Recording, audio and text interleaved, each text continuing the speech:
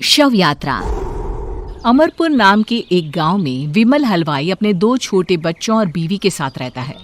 विमल की पत्नी ज्योति भूत प्रेत जादू टोने में बहुत माना करती थी।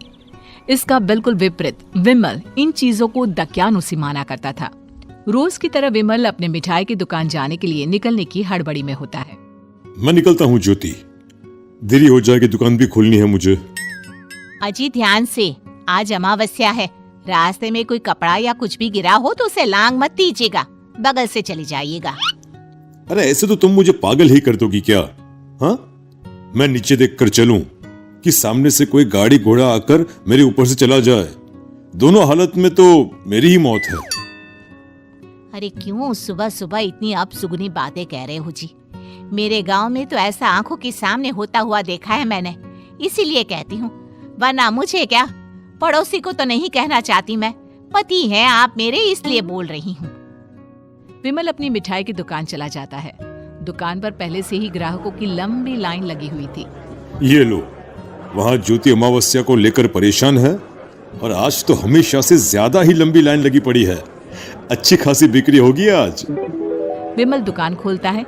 एक के बाद एक ग्राहक उसकी दुकान पर मिठाई ले रहे होते हैं। तभी गांव की एक बूढ़ी औरत विमल से कहती है, जिस तेजी से बिक्री हो रही है, कहीं किसी की नजर ना लग जाए, नींबू मिर्ची टांग ले। अरे क्या चाची, तुम भी ये सब नजर बजर कुछ नहीं होता है। कैसे लोग हैं मेरे आसपास। अपनी दुकान से शाम को विमल हंसते कूदते वापस घर आता है। हाँ, आज तो अच्छी खासी बिक्री हुई है। एक महीने में जितनी बिक्री होती है, एक ही दिन में आज उतने पैसे कमा लिए मैंने। ये तो बहुत अच्छा हुआ जी, आज ही घर की नजर उतारी है मैंने। बिक्री तो अच्छी होनी ही थी। अच्छा, तुम खाना लगा दो, सारा माल बिक चुका है। मुझे शहर जाना होगा, कुछ चीजों की जरूरत पड़ेगी। रात भर मिठाई बनाऊंगा, तब जाकर कल सुबह दुकान खोल पाऊंगा। खाना खाकर विमल शहर जाने के लिए निकल पड़ता है। सुनिए जी, ध्यान से जाइएगा। चौरस्ते पर किसी जादू टोने की चीज पर पैर मत रख दीजिएगा। हे भगवान, हद हो गई ज्योति, ये तो मैं जा रहा हूं। विमल गुस्से से शहर जाने निकल पड़ता है। रात का काला घना अंधेरा, चांद की एक भी किरण ना होने के कारण अंधेरे में कुछ भी देख पाना मुश्किल था। जंगल के बीच के एक अधकच्चे रास्ते से विमल जा रहा होता है। चारों तरफ गुफ अंधेरा और सन्नाटा सुनाई दे रहा था, और सुनाई दे रही थी विमल के पैर के नीचे आ रहे सूखे पत्तों की आवाजें। तभी अचानक दूर से उसे कुछ आवाजें सुनाई देती है। अरे, ये इतनी रात को जंगल के रास्ते कौन जा रहा है? शायद कोई टोली होगी। राम नाम सत्य है, राम नाम सत्य है, राम नाम सत्य है, राम नाम सत्य है। धीरे धीरे आवाज कुछ कुछ सुनाई पड़ती है। आवाज धीरे धीरे और नजदीक आती सी लगती है। विमल देखता है कि उसके सामने से सजी धजी सफेद कपड़े में लिपटी एक अर्थी निकल रही है, जिसके साथ 5 लोग ही थे। 4 आदमियों ने उसे कंधा दिया हुआ था। एक मटका लिए आगे आगे बढ़ रहा था। विमल के बिल्कुल सामने आकर अर्थी रुक जाती है। उसमें से एक आदमी विमल से कहता है, अरे भाई, जरा अर्थी को कंधा लगाना, मैं बहुत थक गया हूँ, बड़ी मेहरबानी होगी। हाँ भाई, कंधा तो मैं लगा दूं, पर रात को 12 बजे ये शव यात्रा, इस समय कौन अर्थी ले जाता है? तभी विमल को ऐसा लगता है कि शव में से आवाज आई।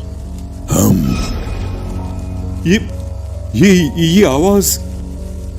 मजबूरी है भाई, आप कंधा दीजिए, मैं रास्ते में सब बताता हूँ आपको। विमल अर्थी को कंधा दिए चल रहा होता है कि उसे ऐसा लगता है कि हाथ में मटका लिए जो आदमी शव के आगे चल रहा है, उसके पैर उल्टे हैं।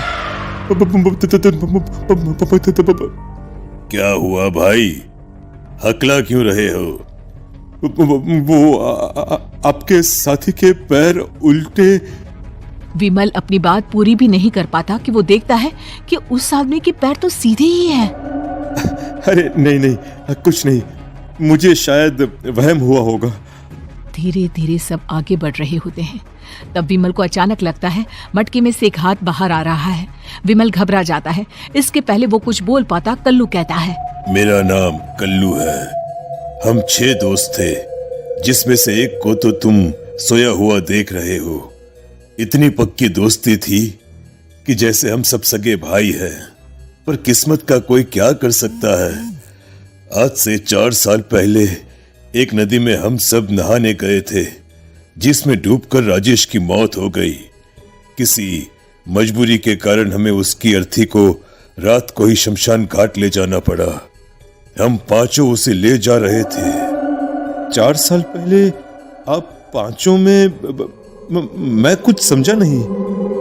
मंकू अपनी गर्दन पीछे घुमाकर अपनी आंखें बड़ी बड़ी कर विमल से कहता है, अरे भाई, पूरी कहानी खत्म होने दो, फिर बीच में बोल लेना, ठीक है? तभी रास्ते में एक हादसे में अपने दोस्त के साथ हम सभी मर गए। वो सामने देखो, हमारा दोस्त। विमल सामने देखता है। उसे दिखता है कि एक ऐसा आदमी जिसका शरीर कई जन्मों से पानी के अंदर रहने के कारण सफेद पड़ गया है। उसकी आंखें बाहर की ओर निकली हुई थी। फिर ये अर्थी किसकी है? अर्थी के साथ के लोग अर्थी को नीचे रखते हुए एक साथ विमल की ओर देखते हुए कहते हैं, तुम खुद ही देख लो। विमल शव पर से सफेद कपड़ा हटाता है। शव की जगह खुद को ही देखकर विमल के होश उड़ जाते हैं। वो शव विमल की ही थी। पलक झपकते ही विमल उस अर्थी की जगह पर होता है। 6 के 6 दोस्त उसी तरह अर्थी को उठाकर चलने लग जाते हैं। राम नाम सत्य है। राम नाम सत्य है।